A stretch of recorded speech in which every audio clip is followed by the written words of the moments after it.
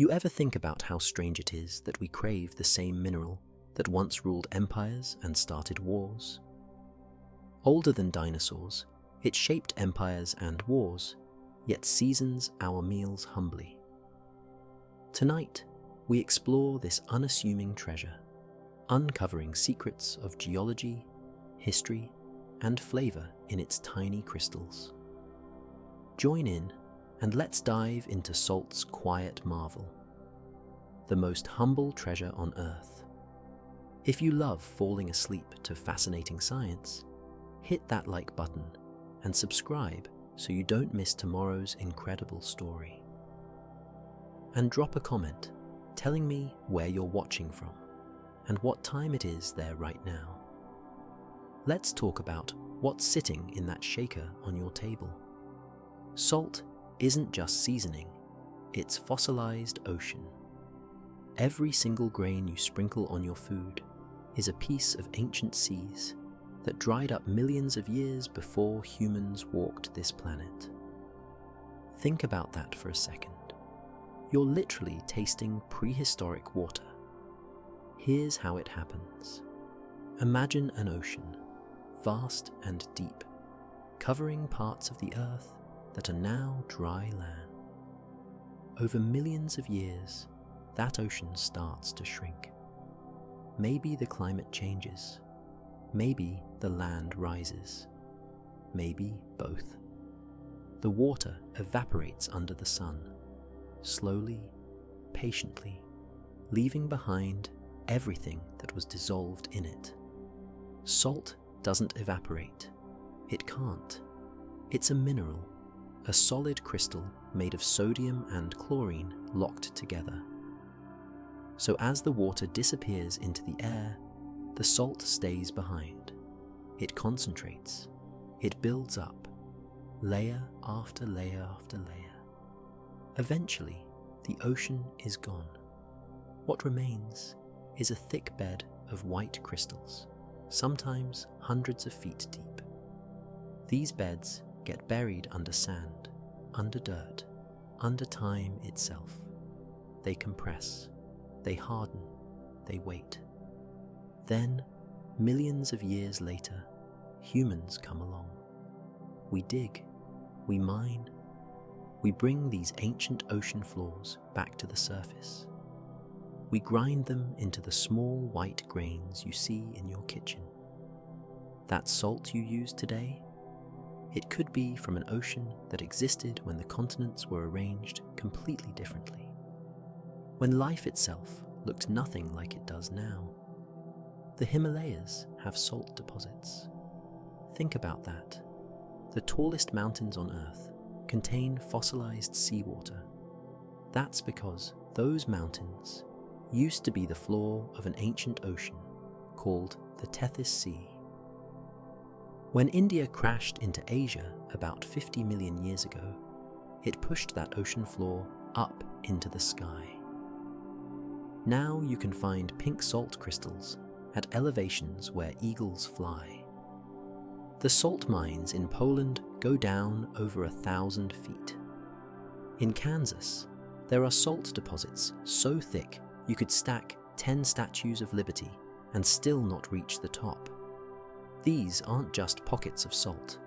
These are entire oceans, compressed and preserved, turned into stone. Every time you taste salt, you're connecting to that deep past.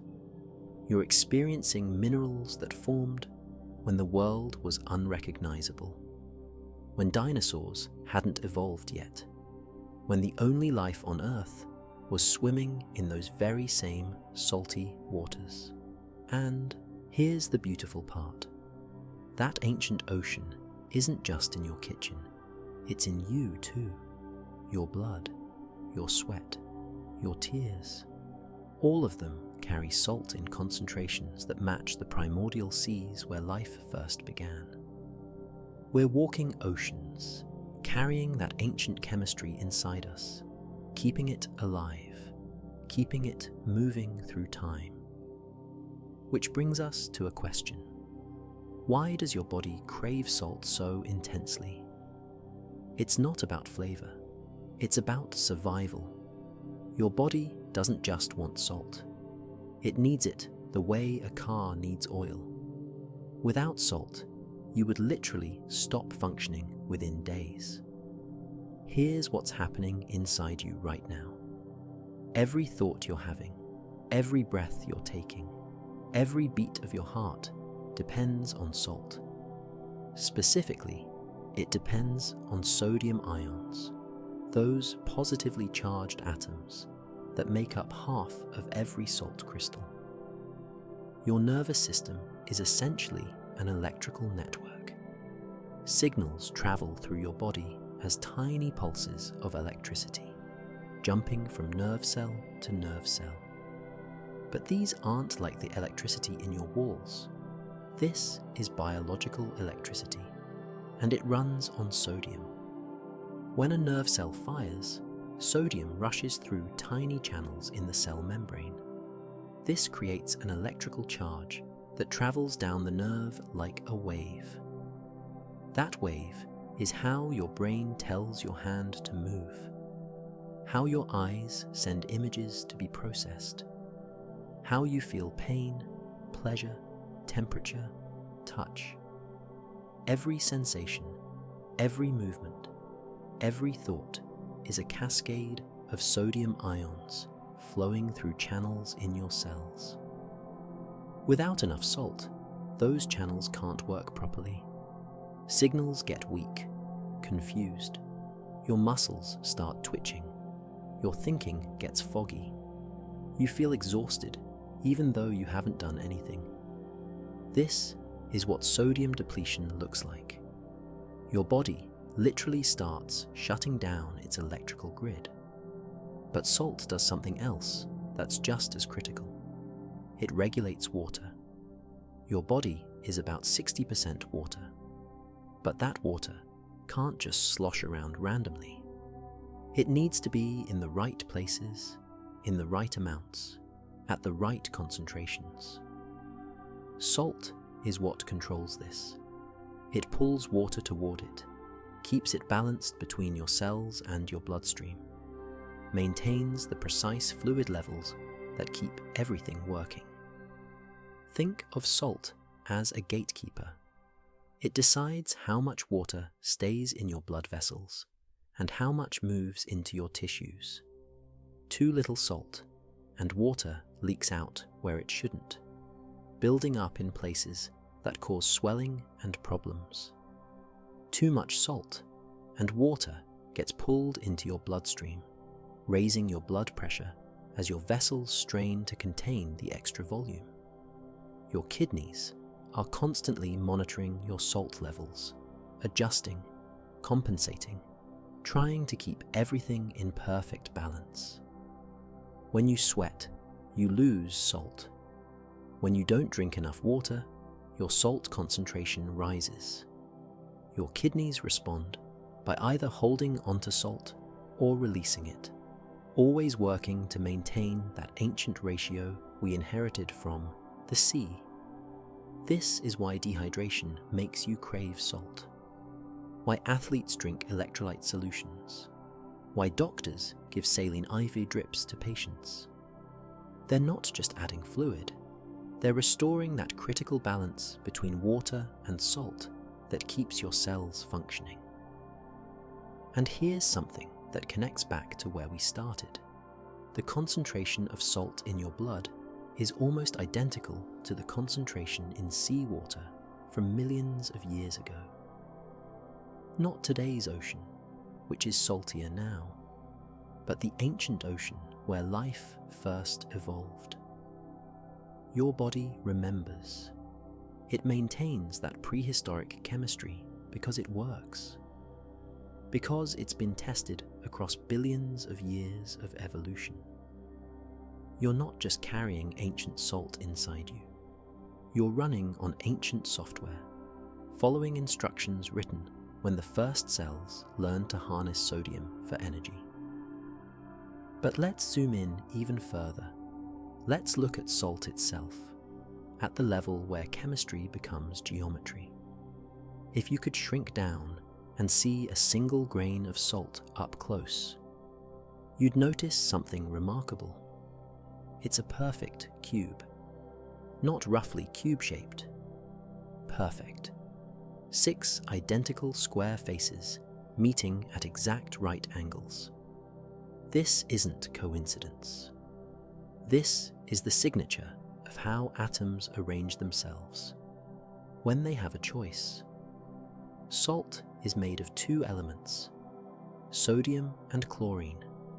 On their own, they're reactive and unstable. Sodium is a soft metal that explodes when it touches water. Chlorine is a toxic gas that burns your lungs. But when they come together, they form something completely different. Something stable, something safe, something you can eat. Here's what happens at the atomic level. Each sodium atom gives up 1 electron to a chlorine atom. This trade makes both of them happy, electrically speaking. The sodium becomes positively charged. The chlorine becomes negatively charged. And opposite charges attract. So they lock together. But they don't just pair off 1 to 1. Each sodium attracts multiple chlorine atoms around it. Each chlorine attracts multiple sodium atoms. They form a grid, a 3-dimensional lattice, where every atom is surrounded by 6 atoms of the opposite type. Imagine dancers holding hands in a perfect pattern. Every dancer has 6 partners, alternating types, creating a structure that repeats infinitely in all directions. That's what's happening inside a salt crystal. Billions of atoms, all arranged in this precise geometric dance. This is why salt crystals are cubic. The atomic structure dictates the shape. You can't make a round salt crystal naturally because the atoms won't stack that way. They follow the pattern built into their electrical nature. Cube after cube after cube, each one a miniature expression of atomic law. And this structure is strong. Those electrical attractions between sodium and chlorine are powerful. It takes significant energy to break them apart. This is why salt has a high melting point, why it's hard and brittle, why it lasts for millions of years without degrading. When salt dissolves in water, those bonds finally break. The water molecules, which have their own electrical properties, pull the sodium and chlorine apart. The crystal grid collapses.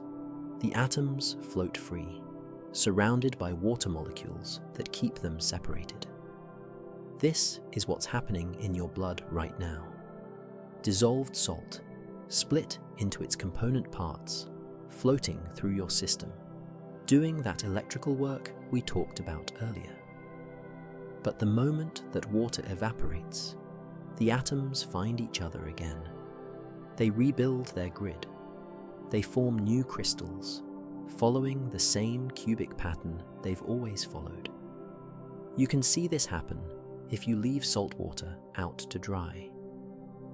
As the water disappears, tiny cubic crystals start forming around the edges. Perfect little cubes, all growing from the same atomic blueprint. This geometric perfection has fascinated humans for thousands of years. Ancient scholars studied salt crystals and wondered what force could create such exact shapes. They didn't know about atoms or electrical charges, but they recognized order when they saw it. They saw evidence of underlying rules, of nature following patterns that went deeper than the visible world. And they were right. Salt crystals are mathematical truth made solid. They're what happens when the laws of chemistry express themselves in 3 dimensions, building structure from invisible forces, turning chaos into order 1 atom at a time. That geometric perfection, that atomic stability, made salt precious in ways that shaped human history. For most of civilization, salt wasn't something you could just buy at a store. It was rare, valuable, worth traveling hundreds of miles to obtain. And people did exactly that. The Romans built roads specifically for moving salt. The Via Salaria, the salt road, connected salt pans on the coast to Rome itself. It's still there today, still called by that name, a reminder that infrastructure once revolved around this white mineral. Roman soldiers received part of their pay in salt rations. This is where we get the word salary, literally salt money. If someone wasn't doing their job well, they weren't worth their salt. The language we still use today carries echoes of salt's economic power. But Rome wasn't unique. Across the Sahara Desert, caravans of camels carried blocks of salt south from Taoudeni in Mali. These weren't small shipments. We're talking about slabs of salt weighing 90 pounds each, stacked onto camels, crossing one of the harshest environments on Earth. Why go through such effort? Because on the other side of that desert, salt was worth its weight in gold. Actually worth it. There are historical records of salt and gold being traded 1-to-1, pound for pound. Cities rose and fell, based on their access to salt routes. Timbuktu became wealthy as a salt trading hub. Venice built an empire partially on salt monopolies. The Chinese were drilling for salt brine using bamboo pipes 1,000 years before Europeans figured out similar techniques. Entire economies revolved around who controlled the salt and who needed it. And everyone needed it, not just for flavor.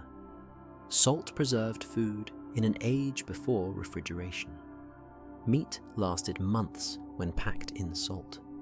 Fish could be transported across continents. Vegetables stayed edible through long winters. Salt meant survival, especially in climates where nothing grew for half the year. This preservation power created trade networks that spanned continents.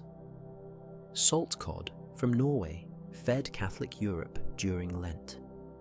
Salt pork from America fed sailors crossing the Atlantic. Salted herring from the Baltic built the wealth of the Hanseatic League. Food preservation was food security, and salt made it possible. But salt also became a tool of control. Governments taxed it heavily because everyone had to buy it. In France, the salt tax called the gabelle was so hated it helped spark the French Revolution. People smuggled salt the way they'd later smuggle drugs, risking execution for untaxed crystals. In India, the British Empire monopolized salt production and taxed it so heavily that many couldn't afford it. This is what prompted Gandhi's Salt March in 1930. He walked 240 miles to the sea and made salt from seawater, breaking the law deliberately, showing that the empire didn't own the ocean. That simple act of making salt became a symbol of resistance. Thousands joined him. The march sparked civil disobedience across India and became a turning point in the independence movement. All over salt, over the right to extract minerals from seawater without permission. It sounds almost absurd now, in an age where salt is cheap and abundant. But for most of human history, salt was different. It was necessity and luxury combined. It was the substance that kept you alive and the commodity that made people rich. It connected distant cultures through trade and divided nations through taxation and control. And here's something most people don't realize. Salt isn't always white. Walk into any specialty store and you'll see pink salt from the Himalayas, black salt from Hawaii, grey salt from France, red salt from Peru, each one a different colour, each one telling a story about the ground it came from. Pure salt, just sodium and chlorine, is transparent, colourless. But pure salt is rare. Most salt contains traces of other minerals that got mixed in when those ancient oceans evaporated. These impurities are what create the colours. Take pink Himalayan salt. That rosy blush comes from iron oxide. Rust, basically. Tiny amounts of iron that oxidized millions of years ago and got trapped in the crystal structure. The pink colour tells you this salt formed in rocks rich in iron, in an environment where oxygen was present during crystallization. The darker the pink, the more iron it contains. Some crystals are almost red, others are barely tinted. But all of them share the same origin story. Salt from an ancient sea mixed with minerals from the surrounding rock as tectonic forces crushed everything together and pushed it skyward. Black Hawaiian salt gets its colour from activated charcoal or volcanic ash. Hawaii's salt comes from seawater evaporated in tide pools, and sometimes volcanic minerals wash into those pools. The result is salt crystals mixed with fine black particles, each grain showing dark flecks like pepper. This isn't just aesthetic. Those volcanic minerals add trace elements. Tiny amounts of carbon, sulfur compounds, other substances that give the salt a different mineral profile than pure white salt. You're tasting the volcano along with the ocean. Grey Celtic salt from France picks up its colour from clay. The salt is harvested from clay-lined salt ponds in Brittany. As the seawater evaporates, the salt crystals form in contact with the clay bottom, and they pick up microscopic clay particles. The result is a moist, grey salt with a completely different texture than dry white salt. The clay isn't just colouring, it changes how the salt behaves. Grey salt stays slightly damp because those clay particles hold moisture. It doesn't pour as easily, it clumps, but some chefs prefer it exactly because of these properties, because the moisture helps it dissolve differently on food. Red Alea salt from Hawaii gets its colour from red volcanic clay rich in iron oxide, similar to pink Himalayan salt, but the clay gives it a terracotta hue instead of a pink tint. The iron content is higher, and you can actually taste the difference, a subtle earthiness that white salt doesn't have. Even white salt isn't always pure white. Sometimes it's slightly yellow or brown, especially when it comes from areas with organic material in the soil. Salt beds that formed in swamps or marshes can pick up tannins and other organic compounds that tint the crystals. What's fascinating is that each colour creates a kind of geological fingerprint. You can look at salt and know something about where it formed. Pink means iron-rich rocks. Black means volcanic activity. Grey means clay contact. The colour is a record, a visual history of the environment that created it. And all of these salts, regardless of colour, share the same basic structure. Those perfect cubic crystals we talked about earlier. The colour is just decoration on the same atomic architecture. nature's way of signing its work differently depending on location.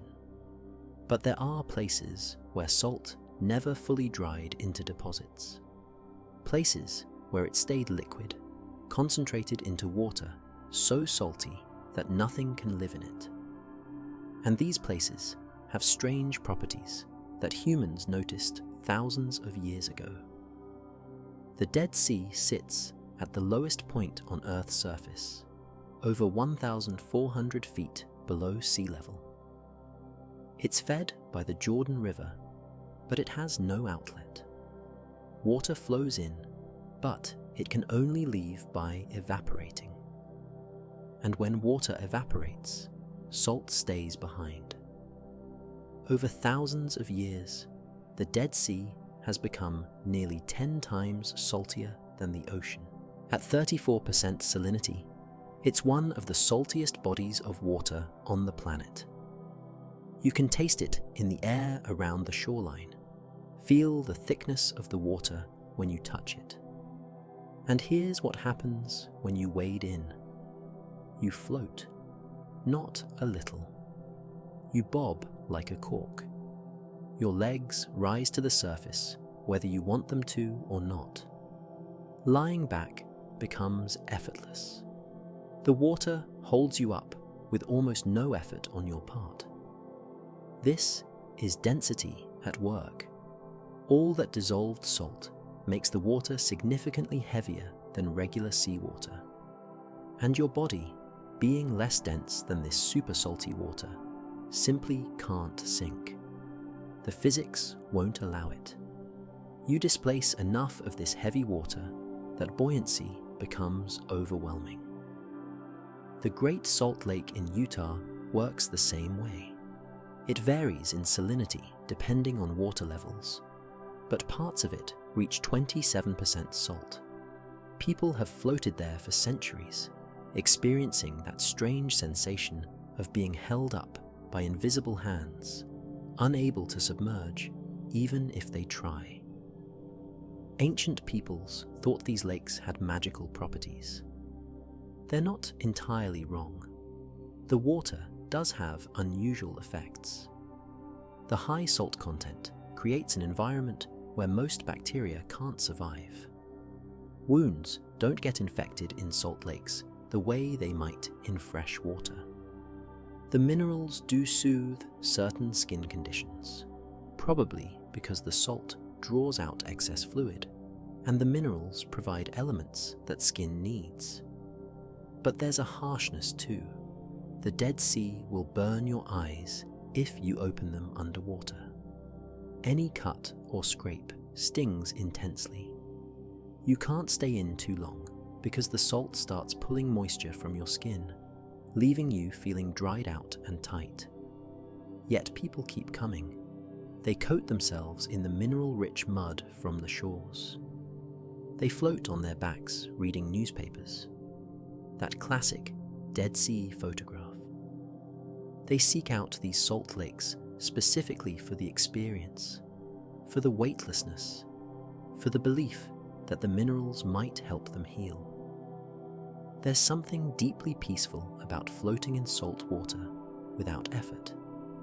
Your muscles can fully relax because they're not working to keep you up. The sensation removes the constant work of staying afloat, that background tension you don't notice in regular water until it's gone. The Great Salt Lake used to be much larger. It's the remnant of Lake Bonneville, an ancient freshwater lake that covered much of western Utah. As that lake shrank over thousands of years, it left salt flats and this concentrated remainder, a small echo of something that was once vast. These salt lakes are temporary on geological timescales. Eventually, they'll dry completely, leaving behind thick deposits like the ones we mine. But for now, they exist in this in-between state, not quite solid, not quite normal water, holding people up in their strange, heavy embrace. Which brings us back to you, to the salt water you carry inside your own body. your tears are salty. You've tasted them. Everyone has. But have you ever wondered why? It's not random.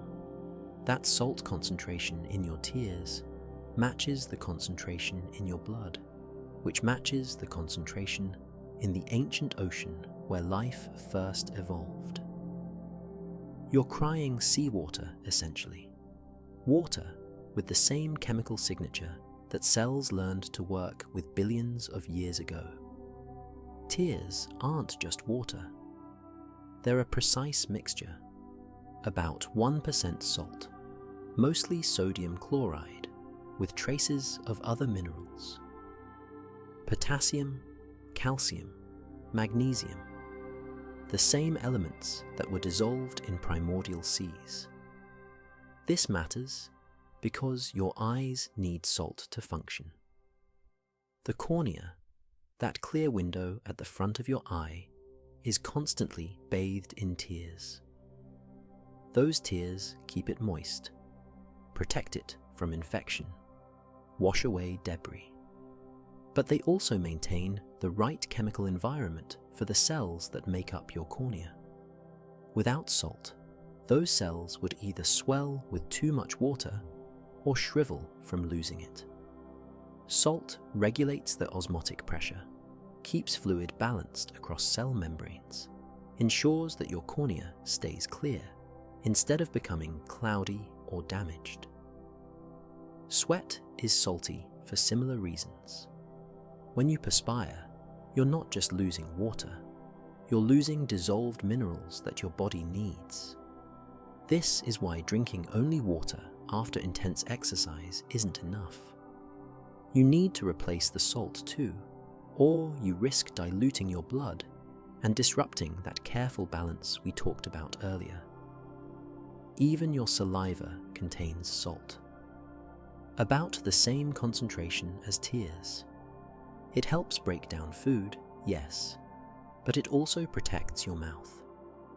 Salt has natural antimicrobial properties at the right concentrations.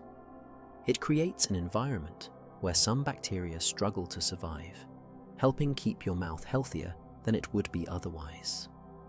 And then there's blood. Your blood plasma is essentially salt water with extra ingredients. Remove everything else, and you'd have a solution that's roughly 0.9% salt.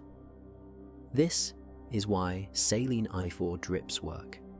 They're matching the natural salinity of your blood, replacing fluid without disrupting your body's chemistry. This connection to ancient oceans isn't metaphorical. It's literal evolutionary history preserved in your body chemistry. When the first multicellular organisms evolved in the ocean, they developed systems based on the salt concentration surrounding them. As life moved onto land, those organisms brought the ocean with them, maintaining internal environments that matched the sea they'd left behind. Your body is still doing this. Every cell is surrounded by fluid that mimics ancient seawater. Your blood vessels are rivers of salt water flowing through you. Your tissues float in a chemical environment that evolution designed hundreds of millions of years ago. This is why salt deficiency is so dangerous. You're not just running low on a nutrient. You're disrupting an ancient system that predates humans, that predates most complex life on Earth. Your cells are trying to function in conditions they weren't designed for, like asking a fish to breathe air. When you cry, you're releasing a tiny amount of that internal ocean.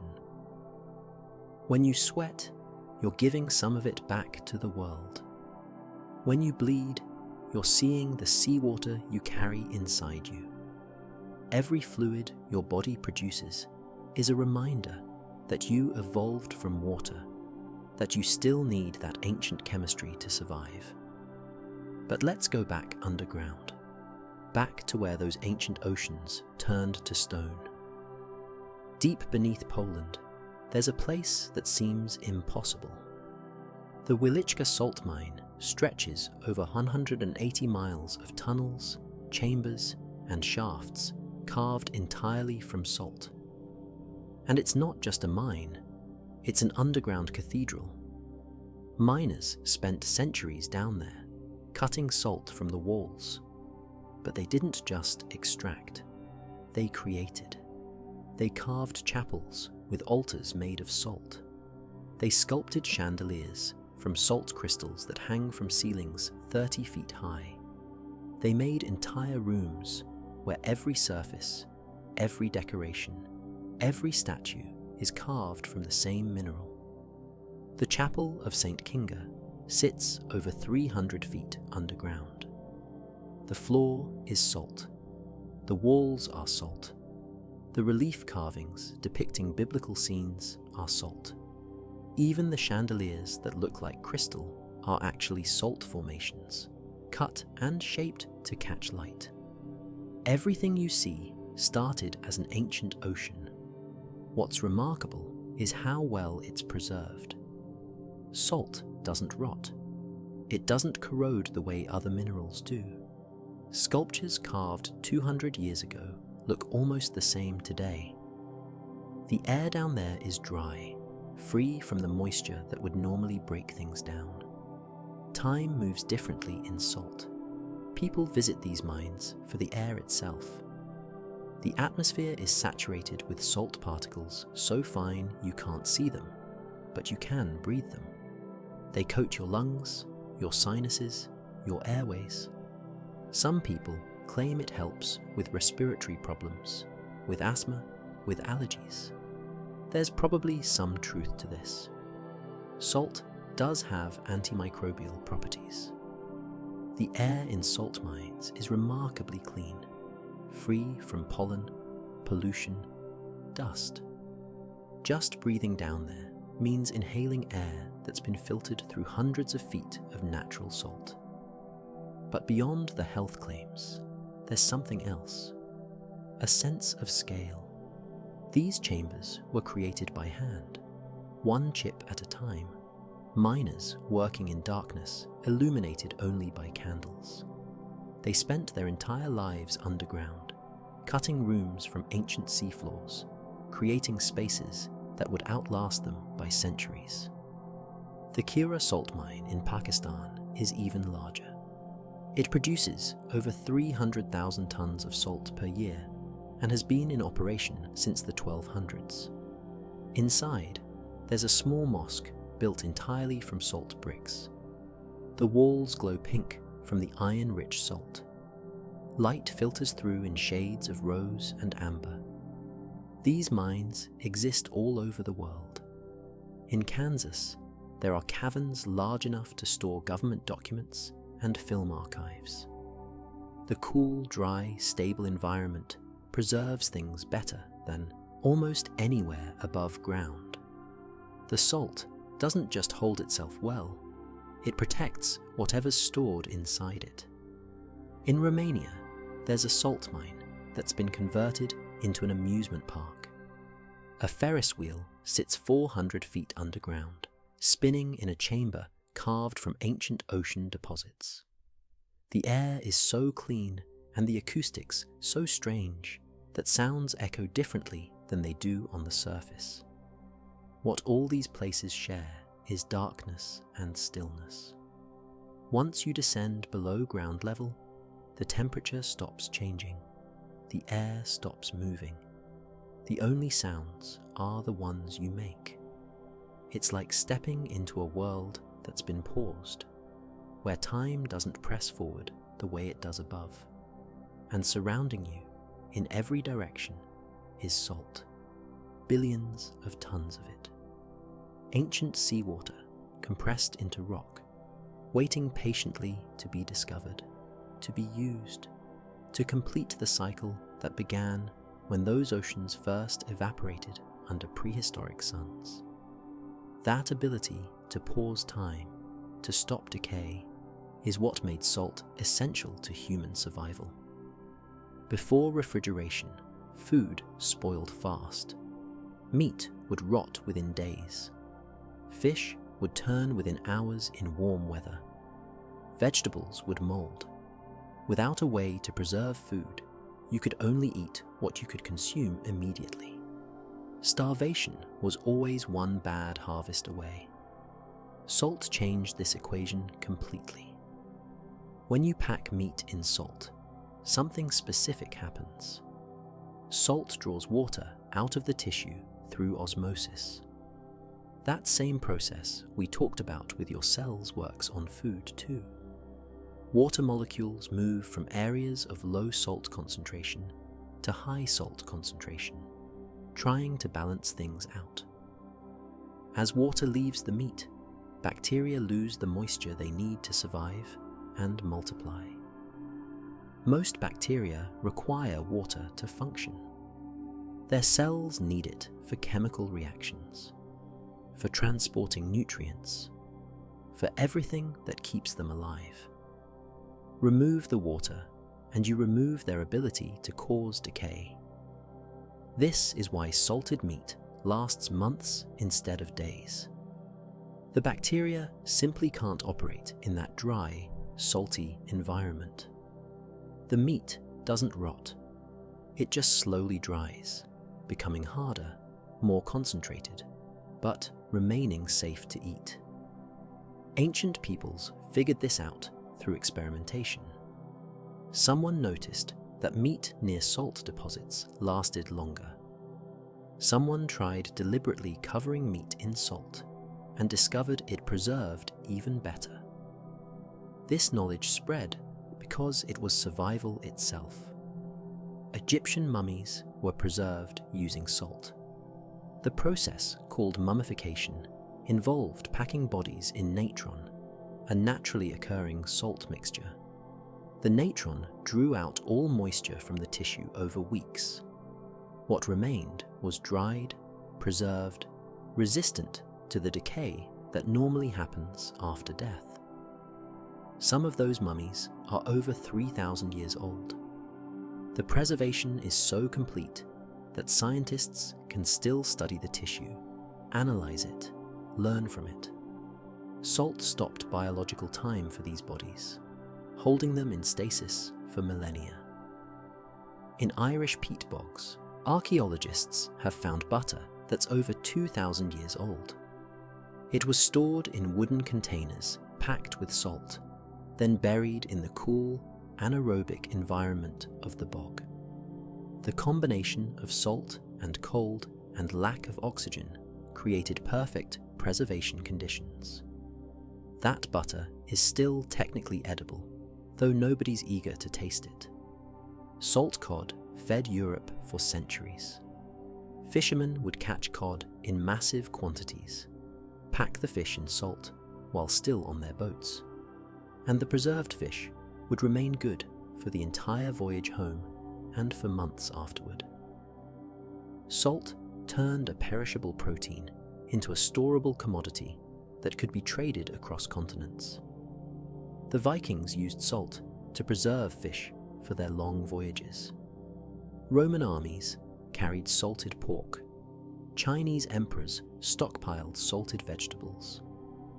Every major civilization developed techniques for salt preservation because it was the difference between feast and famine, between surviving winter and starving.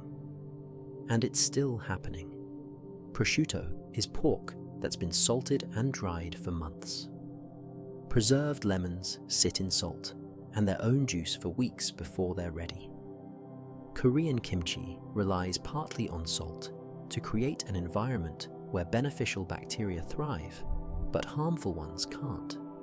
Salt doesn't just preserve food, it preserves time itself, holding back decay, giving us control over decomposition. It's a way of telling biology to wait, to pause, to let us decide when something should break down instead of following nature's immediate timeline. But there's something about salt that most people never get to experience.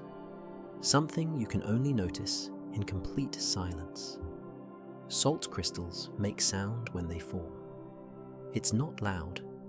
you wouldn't hear it in a normal room with normal background noise.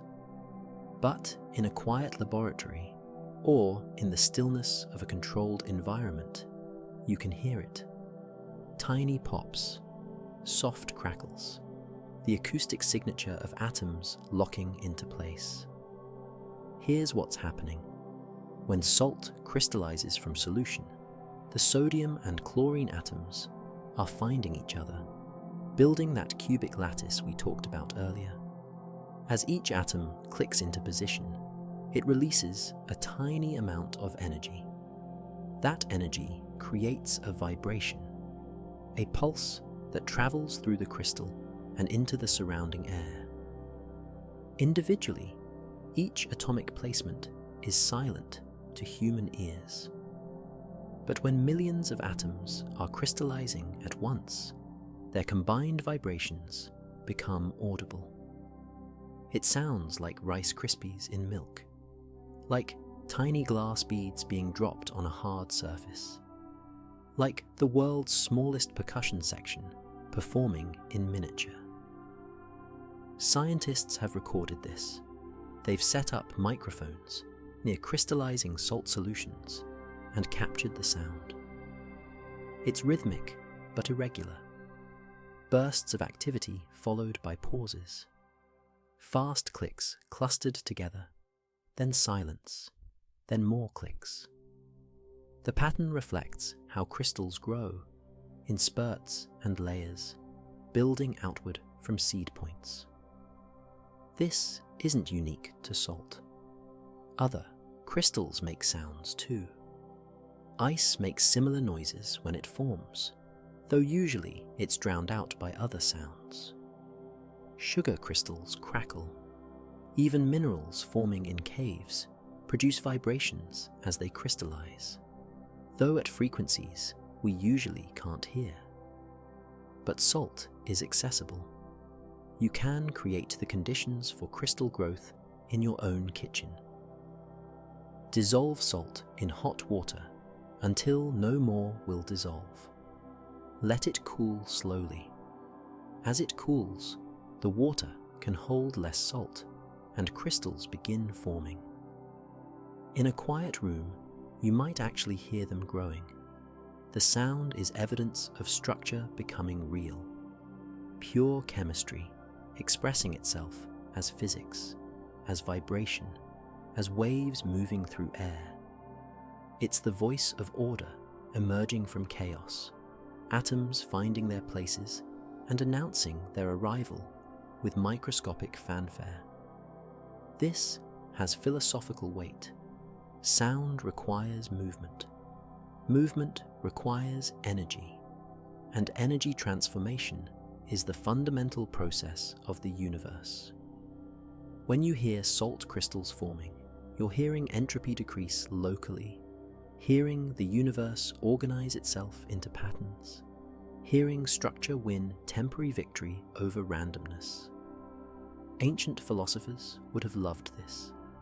They theorized about the music of the spheres, the idea that celestial bodies create harmonies through their movements.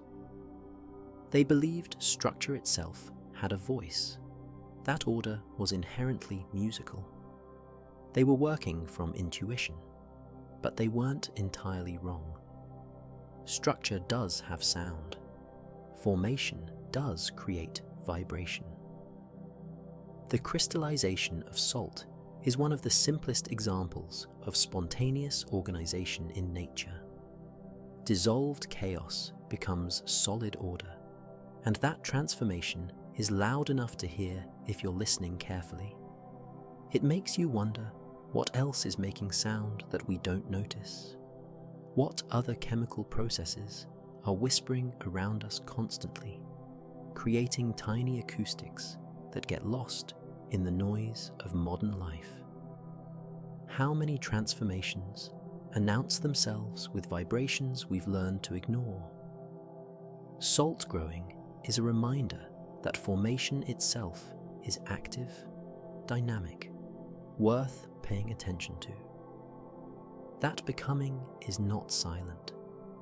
That even at the scale of atoms, change has a voice. And then there are places where salt creates something that seems impossible. Places where the ground becomes the sky. The Salar de Uyuni in Bolivia is the largest salt flat on Earth. Over 4,000 square miles of pure white salt crust, flat as a frozen lake, stretching to the horizon in every direction. It formed from an ancient lake that dried up thousands of years ago, leaving behind a salt layer up to 30 feet thick in some places. Most of the year, it's just white, blinding white under the sun. Your eyes struggle with it because there's no contrast, no depth perception, nothing to tell you where the ground ends and the air begins. People describe feeling dizzy walking on it, like their brain can't process the lack of visual information. But during the rainy season, something extraordinary happens. A thin layer of water covers the salt flat. Not deep water, just an inch or two, sometimes less. But the salt crust underneath is so perfectly flat that the water spreads evenly across the entire surface. No ripples, no waves, just still, clear water resting on white salt. And it becomes a mirror. Not a metaphorical mirror, an actual mirror. The water reflects the sky with such perfect clarity that you can't tell where the earth ends and the reflection begins. The horizon disappears. Clouds above and clouds below look identical. You're standing in the middle of infinity, surrounded by sky in all directions. Walk on it, and you appear to be walking on clouds. Your feet touch solid ground, but your eyes see nothing beneath you except sky. Your reflection extends downward into blue emptiness, like you're suspended in air. It's disorienting and peaceful at the same time. Photographers love this place because the images look impossible. A person standing in the middle of sky, a vehicle driving through clouds. The laws of perspective break down when there's no horizon line to anchor your perception. What makes this work is geometry and chemistry combined. The salt flat is almost perfectly level because salt deposits form in horizontal layers as water evaporates. Natural processes smooth it further over time. Wind, rain, and the annual cycle of water coverage create a surface that's flat to within a few feet across miles of distance. Then, the water adds its properties. Still, water reflects light like glass. When you have still water over a white surface, the reflection is nearly perfect because there's maximum contrast between light and dark. The white salt reflects light from below, while the sky projects from above, and the thin water layer captures both. The effect only works with shallow water. Deep water would absorb too much light and the reflection would fade. But this precise thin layer creates optical perfection. It's like nature accidentally built a mirror the size of a small country. People come from around the world to stand in this place, to experience the sensation of boundaries dissolving, to see themselves reflected in infinity, to walk through sky and feel solid ground beneath their feet. It's temporary. When the dry season returns, the water evaporates and the mirror vanishes. The salt flat returns to blinding white emptiness, waiting for the next rains to transform it again into something impossible. A reminder that salt doesn't just preserve the past. Sometimes it creates moments of beauty that exist only in the present. But let's come back to something more immediate, something you experience every time you eat. Salt makes food taste better. Not just saltier, actually better. It enhances flavors that are already there, brings out tastes you wouldn't notice otherwise, transforms bland ingredients into something worth eating. This isn't psychological. It's pure chemistry happening on your tongue. Your tongue has thousands of taste receptors, specialized cells designed to detect different molecules in food. Some detect sweet compounds. Some detect bitter ones. Others respond to sour, umami, and of course, salt itself. When salt dissolves in your saliva, it breaks into sodium and chloride ions. Those ions do something specific. They suppress bitter tastes while amplifying sweet and savory ones. Here's the mechanism. Bitter compounds bind to certain receptors on your tongue, but when sodium ions are present, they interfere with that binding. They don't block it completely, but they reduce how strongly the bitter receptors fire. Foods that would taste harsh become milder. Coffee becomes less bitter. Dark chocolate smooths out. Vegetables lose their edge. At the same time, salt enhances other flavors through a different process. It helps release volatile compounds from food, molecules that evaporate and reach your nose. Smell is a huge part of taste. Most of what you think you're tasting is actually aroma, scent molecules traveling from the back of your mouth up into your nasal cavity. Salt increases the vapor pressure of these aromatic compounds. It helps them escape from the food matrix and reach your smell receptors. This is why salted food smells stronger than unsalted food. The salt is literally releasing more scent molecules into the air. There's also an effect on your taste buds themselves. Sodium ions increase the sensitivity of certain taste receptors. They make your tongue more responsive to flavor compounds that are already present. It's like turning up the volume on tastes that were too quiet to notice before. This is why professional chefs salt their food at multiple stages during cooking. They're not just adding salt flavor, they're using salt as a tool to enhance every other flavor in the dish. A pinch of salt in cookie dough makes the chocolate taste more intense. Salt on watermelon makes it taste sweeter. Salt in coffee reduces bitterness without adding sweetness.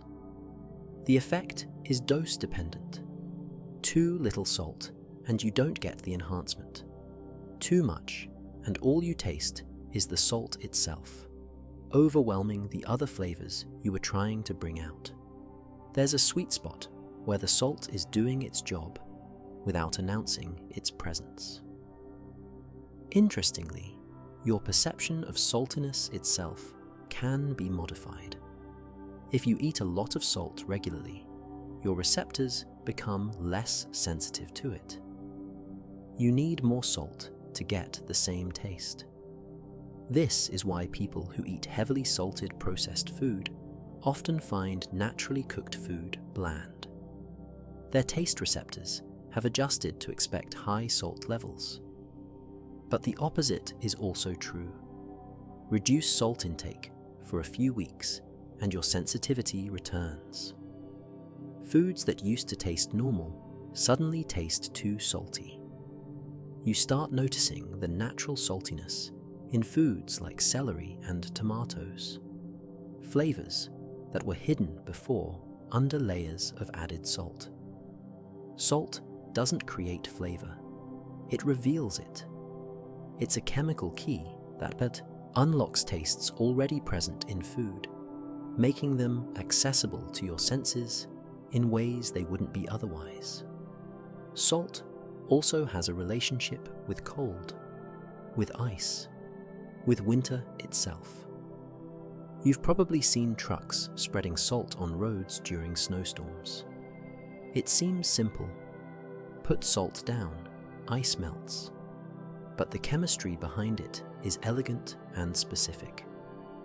Water freezes at 32 degrees Fahrenheit under normal conditions. That's when water molecules slow down enough to lock into the rigid crystal structure we call ice.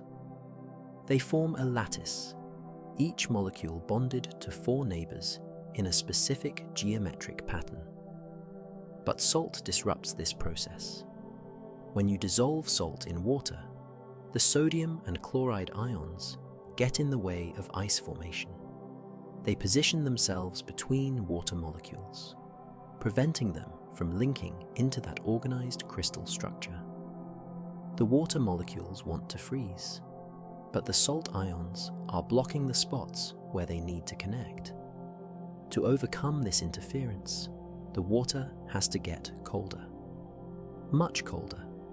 A salt solution can stay liquid down to around 15 degrees Fahrenheit, sometimes lower depending on concentration. You've lowered the freezing point by introducing obstacles to crystallization. This is why ocean water rarely freezes even in polar regions. The salt content keeps it liquid at temperatures where fresh water would turn solid.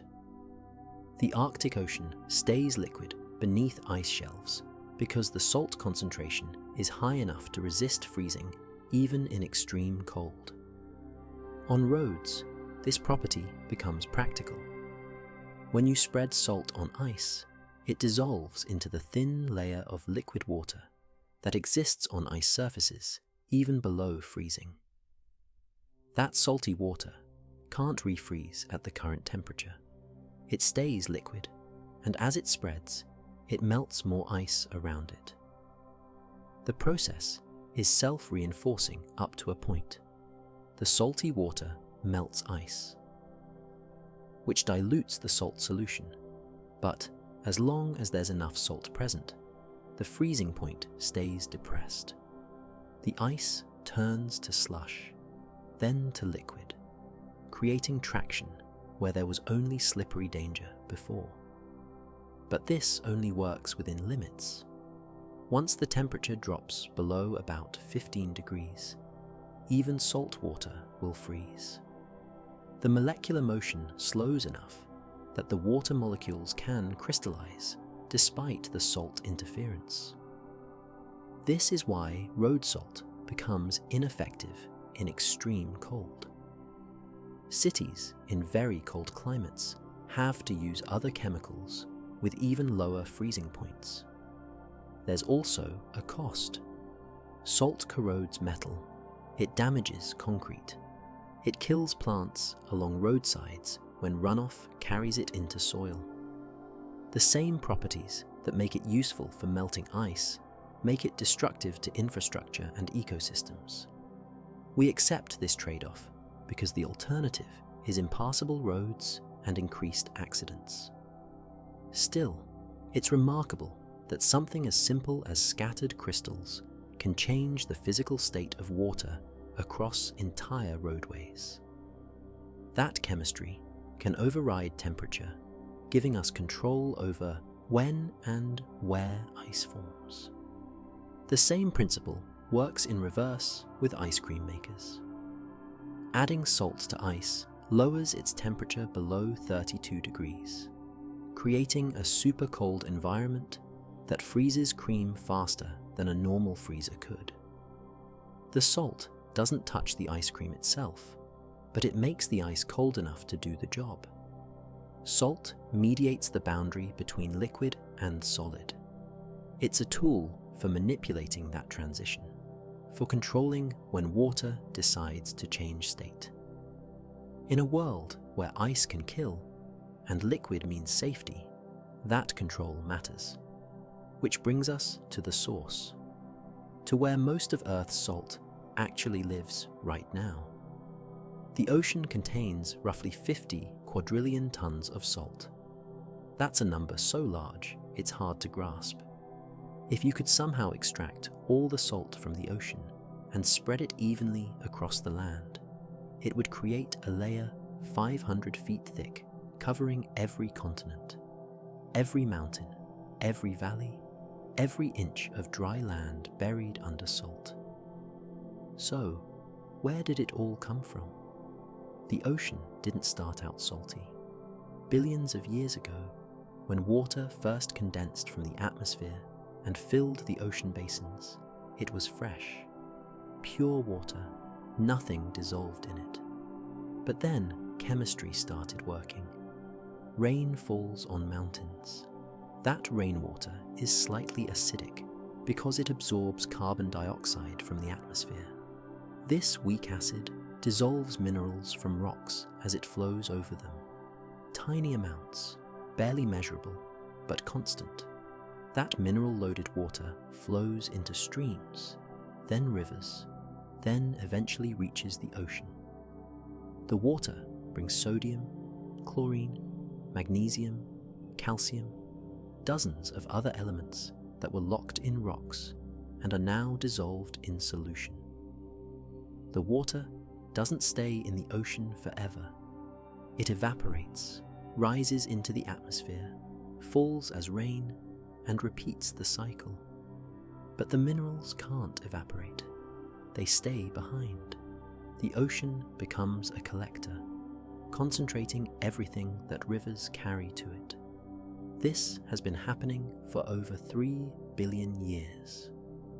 Every raindrop that ever dissolved a grain of rock contributed to the ocean's salt content. It's an accumulation spanning geological time, a slow concentration that continues right now as you listen to this. But rivers aren't the only source. Underwater volcanic vents pump minerals directly into the ocean. These hydrothermal vents release superheated water loaded with dissolved metals and salts from deep within the Earth's crust. Some of this material precipitates out immediately, forming strange mineral structures around the vents. But much of it stays dissolved, adding to the ocean's chemistry. Even space contributes. Cosmic dust settles constantly onto Earth's surface. Some of it falls directly into the ocean. These microscopic particles contain minerals that dissolve slowly, adding trace elements to seawater. It's a tiny contribution compared to rivers and vents, but it's happening continuously, has been happening since the ocean formed. The ocean's salinity has reached an equilibrium. Salt comes in Argon through rivers and vents. Salt leaves through several processes. Some gets trapped in sediments when sea creatures build shells from calcium carbonate. Some gets locked in salt deposits when isolated seas dry up. Some gets pulled down into the Earth's mantle at subduction zones where tectonic plates collide. The balance isn't perfect, but it's stable enough that ocean salinity has remained roughly constant for hundreds of millions of years. About 3.5% salt by weight. Enough to taste strongly. Enough to make the ocean drastically different from fresh water. But not so much that it approaches the saturation point where salt would start crystallizing out. This means the ocean is still collecting, still concentrating minerals from every river that feeds it. The process that created all those ancient salt deposits we mine is still happening. The ocean is slowly, patiently building the salt layers that future civilizations might excavate millions of years from now. Let's follow one specific salt on its journey through time. Pink Himalayan salt, the kind you might have in your kitchen right now. 250 million years ago, there was an ocean where the Himalayas stand today. The Tethys Sea, warm and shallow, covering much of what would become Central Asia. Life thrived in it. Fish swam through it. The salt concentration was building, the same way today's oceans collect minerals. Then the climate shifted. The sea began to evaporate. Over thousands of years, the water level dropped. The salt concentration increased. Eventually, parts of the sea dried completely, leaving thick beds of salt crystals on what had been the seafloor. These weren't pure white crystals. The water contained iron from volcanic activity in the region. As the salt crystallized, tiny amounts of iron oxide got trapped in the lattice structure, just enough to give the crystals a pink tint. Not dramatic, just a subtle blush that marked where the salt came from. The salt beds were buried under sediment. Sand, clay, rock debris washed over them. Layer after layer accumulated. The salt compressed under the weight, hardening into solid deposits. It sat there in darkness, locked away from the surface for hundreds of millions of years. Then India moved. The Indian subcontinent was once separate from Asia, drifting north on its tectonic plate. About 50 million years ago, it collided with the Asian plate. The impact was slow by human standards, but catastrophic by geological ones. The collision continues today. When continents collide, they don't slide past each other smoothly. They crumple. The edges buckle upward, creating mountains. The Himalayas are the result of this ongoing collision, the Earth's crust folding and rising as India pushes into Asia. That ancient seafloor got caught in this collision. The salt deposits, buried deep under sediment, were pushed upward. The forces were immense. Rock that formed at sea level rose thousands of feet into the air. What was once ocean bottom became mountaintop. The Himalayas are still rising, still being pushed up by tectonic pressure. About ½ an inch per year. Slow enough that you'd never notice watching, but fast enough that the mountains have grown thousands of feet in human historical time. And inside those mountains, trapped in the rock, are those pink salt deposits. Ancient seawater turned to stone, lifted into the sky, waiting to be found. Miners extract it now from deposits in Pakistan, mainly from the Kura salt mine. They're literally mining prehistoric ocean from inside a mountain range. The salt is exactly as it was when it crystallized. The pink color hasn't faded. The chemical composition hasn't changed. It's been locked in stasis for 250 million years. When you use pink Himalayan salt, you're using minerals from a sea that existed before the dinosaurs, before flowering plants, before the continents were arranged the way they are now. That ocean dried up, got buried, got lifted into mountains, and then got dug out and ground into crystals you can hold in your hand. The journey from seafloor to mountaintop to kitchen table took 250 million years and involved the collision of continents. Every grain carries that history. Every crystal is a tiny monument to plate tectonics, to deep time, to the patient forces that reshape the planet across timescales we can barely imagine. But let's come back to what's happening in your head right now. Because salt isn't just something you eat or mine or study. It's running your brain. Every thought you have is electrical. Not metaphorically electrical, actually electrical. Your brain operates on the same principle as a battery, using chemical gradients to create voltage differences across cell membranes.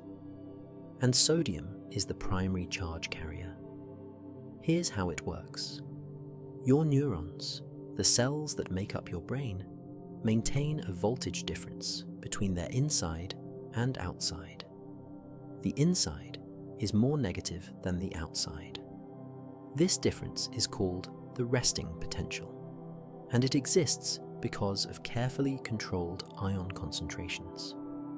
Sodium is kept mostly outside the cell. Potassium is kept mostly inside. This imbalance creates electrical tension, like a spring that's compressed and waiting to release. Your neurons maintain this tension constantly, using energy to pump sodium out and potassium in, fighting against natural diffusion. When a neuron fires, everything happens at once.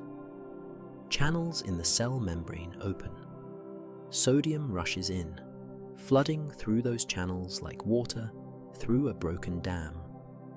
The inside of the cell becomes positive.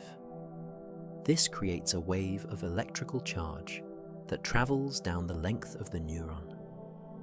That wave is your thought, your sensation, your command to move a muscle. Every signal in your nervous system is sodium ions rushing through channels, creating electrical impulses that propagate at speeds up to 250 miles per hour. After the sodium rushes in, other channels open and let potassium rush out. This restores the voltage difference. The cell actively pumps sodium back out and potassium back in, resetting itself for the next signal. This cycle happens thousands of times per second across billions of neurons. Without sodium, none of this works. The electrical gradient can't form. The signals can't propagate. Your neurons become silent. Consciousness itself depends on having the right concentration of salt ions in the right places at the right times. This is why severe sodium deficiency causes neurological symptoms: confusion, disorientation, seizures in extreme cases. Your brain is trying to operate without its primary electrical component. It's like trying to run a computer without electricity. The hardware is fine, but the power source is missing. Your brain consumes about 20% of your body's energy, and much of that energy goes toward maintaining sodium and potassium gradients. Those ion pumps work continuously, burning ATP to keep sodium out and potassium in, maintaining the electrical potential that makes thinking possible. Memory formation requires sodium channels. When you learn something new, your neurons strengthen certain connections. This strengthening involves changes in how easily sodium can flow through specific channels. Memories are partly encoded in the electrical properties of neurons, in how readily they allow sodium to rush through. Even your sense of self, your consciousness, emerges from patterns of sodium ions flowing through billions of channels simultaneously. The complexity of your thoughts comes from the precise timing and location of these flows, from networks of neurons coordinating their electrical activity into coherent patterns. Salt isn't just in your brain, it is how your brain works. It's the currency of neural communication, the physical basis for every mental process you experience. That ancient mineral from dried oceans is the medium through which you think, feel, remember, and exist as a conscious being. There's an old story about salt that connects mythology to geology in a strange way. In the biblical account, Lot's wife turns to look back at the burning cities of Sodom and Gomorrah, despite being warned not to. As punishment, she transforms into a pillar of salt. It's presented as divine intervention, as miracle and warning combined. But near the Dead Sea, where this story is set, there are actual pillars of salt, natural formations that rise from the landscape like frozen figures. They're not people who were transformed. They're geology. But they exist, and they've existed for thousands of years, long enough to have inspired stories. These pillars form through a process called karst erosion. Underground salt deposits dissolve when groundwater seeps through them. The water carries away the dissolved salt, creating cavities and caves beneath the surface. Eventually, the roof of these cavities collapses, leaving vertical columns of salt standing where the Earth's surrounding material has washed away. Some of these pillars are massive, 30 feet tall, shaped roughly like human figures if you look at them with imagination. They stand in barren landscapes, near salt flats and dried lake beds, white against brown earth, enduring through centuries of wind and occasional rain. One pillar near the Dead Sea is even called Lot's wife by locals. It's been called that for centuries, probably longer. Whether the pillar inspired the story or the story attached itself to an existing formation is impossible to know now. But the connection exists, geology and mythology occupying the same space.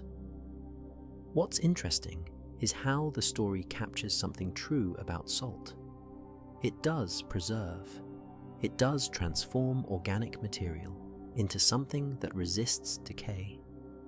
The idea of a person becoming salt is fantastical, but it speaks to salt's power to stop biological processes, to freeze things in time. The Egyptian mummies we talked about earlier are a real version of this. Human bodies preserved by salt, lasting thousands of years. Not conscious, not alive, but physically present in a way that unsalted remains wouldn't be. Salt creates persistence where there would normally be dissolution. These salt pillars will eventually erode. Rain dissolves them slowly. Even the dry climate near the Dead Sea gets occasional storms, and each one washes away a thin layer. But the process is slow enough that pillars can stand for many human lifetimes, appearing unchanging even as they gradually shrink. There's something poetic about the image, a figure frozen in the act of looking backward, punished for attachment to the past. Salt as the physical manifestation of being stuck, unable to move forward, crystallized in a moment of regret. But from a geological perspective, these pillars are just remnants. They're what's left when softer material washes away and harder salt remains. They stand temporarily, marking underground voids, showing where water has been moving through the landscape, carving and dissolving. The story gave these formations meaning beyond their chemistry. It transformed random geological features into symbols, into cautionary tales. And that transformation worked because salt already had power in human imagination. It was valuable, essential, strange. It made sense as the substance of divine punishment because it was already a substance that commanded respect. The pillars near the Dead Sea still stand. Some are protected now as geological and cultural features. Tourists visit them, take photographs, think about the ancient story while looking at very old rocks. Mythology and geology sharing the same ground. Let's look forward now instead of backward, to what salt will become millions of years from now. Today's oceans are still collecting minerals, still concentrating salt. The process that created every deposit we've talked about is happening right now. Rivers are dissolving rocks and carrying sodium and chlorine to the sea. Volcanic vents are pumping minerals from deep within the earth. The ocean is getting saltier, slowly, continuously. But oceans don't last forever. Continents move. Climate shifts. What's underwater today might be desert tomorrow, geologically speaking. The Mediterranean Sea almost dried up completely about 6 million years ago. Tectonic movement closed off the Strait of Gibraltar, cutting the Mediterranean from the Atlantic. With no water coming in and constant evaporation, the sea level dropped thousands of feet. Much of the basin became dry land covered in thick salt deposits. Eventually, the strait reopened. Water flooded back in, refilling the basin in what must have been a spectacular geological event. But those salt layers remain buried under the current seafloor, evidence of when the Mediterranean was a salt flat instead of a sea. This will happen again somewhere. Maybe the Red Sea will close off. Maybe the Persian Gulf. Tectonic plates are always moving, always rearranging coastlines and connections. Eventually, some body of salt water will get cut off from the ocean, will evaporate, will leave its minerals behind as a new deposit for future civilizations to mine. Or perhaps the climate will shift dramatically. Ice ages come and go in cycles. During ice ages, water gets locked up in glaciers and ice sheets. Sea levels drop hundreds of feet. Shallow seas become land. Some might dry up completely before the ice melts, and sea levels rise again. Each time this happens, salt deposits form. The rock record is full of them. Layers upon layers of ancient, evaporated seas stacked on top of each other, separated by different types of sediment that mark the times between. The salt we're mining now was formed during one of these cycles. The salt future humans might mine hasn't formed yet.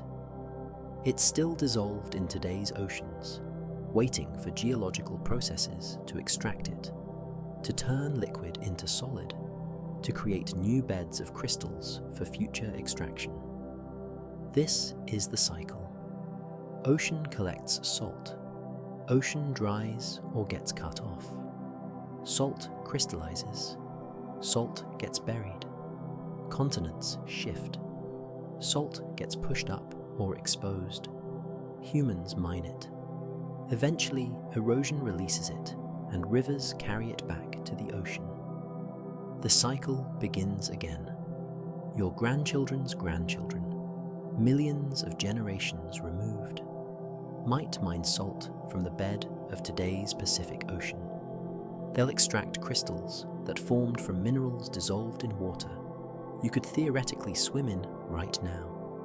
They'll use that salt the same way we use salt from seas that dried up before our species existed. Salt is patient. It waits through geological timescales. It moves through the rock cycle and the water cycle simultaneously, appearing as liquid, solid, dissolved, crystallized, depending on where you catch it in its journey. The salt in your kitchen is temporary. It will return to solution eventually.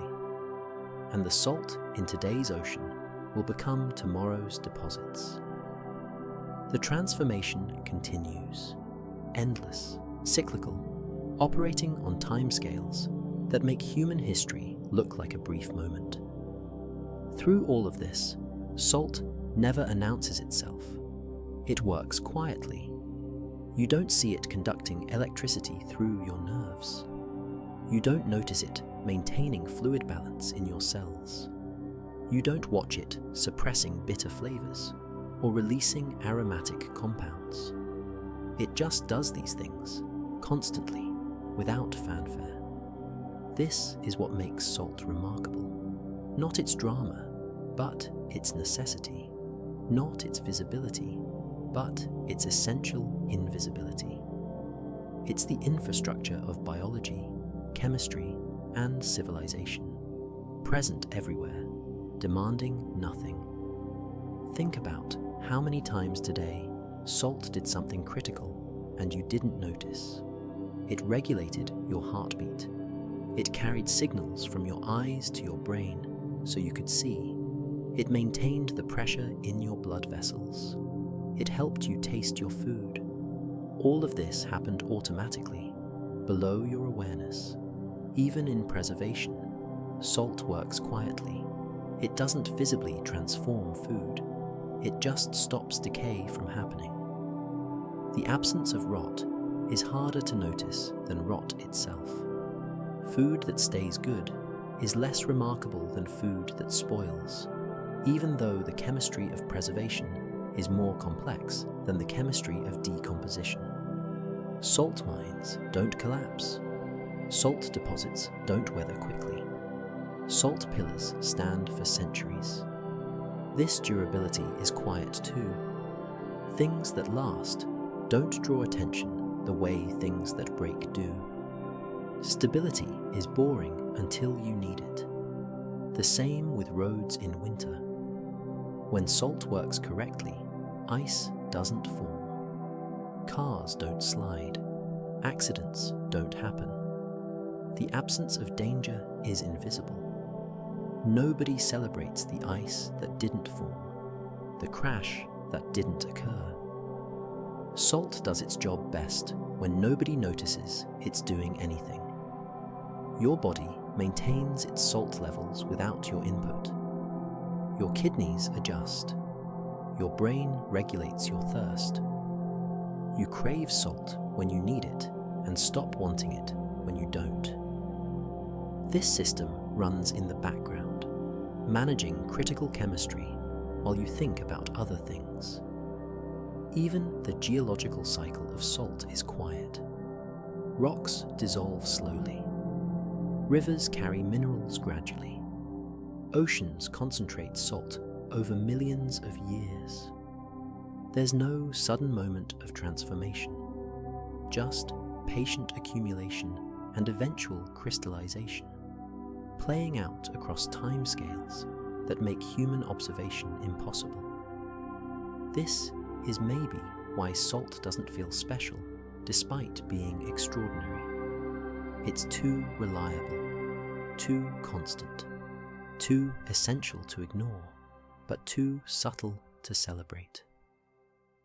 We take it for granted, the same way we take air or water for granted, noticing it only when it's absent.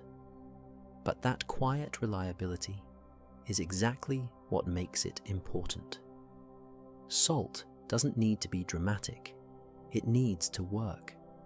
And it does work, everywhere, all the time, maintaining the chemistry that keeps you alive, and the processes that preserve food, and the electrical signals that create your thoughts. It dissolves without resistance. It crystallizes without complaint.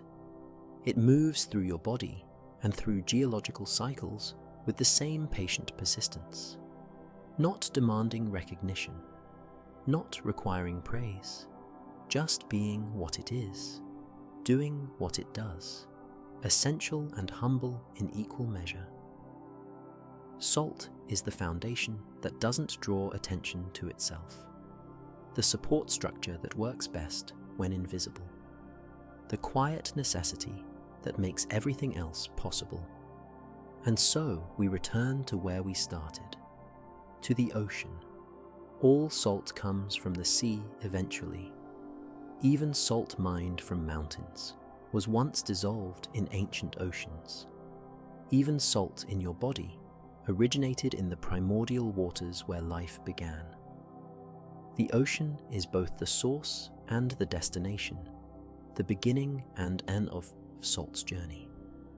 When you sweat, those salt molecules evaporate. and eventually wash back into rivers, back into the ocean. When food spoils despite preservation attempts, the salt returns to the soil and gets carried by groundwater toward the sea. When salt deposits erode, rain dissolves them and rivers transport them coastward. Everything returns. The cycle is complete and continuous.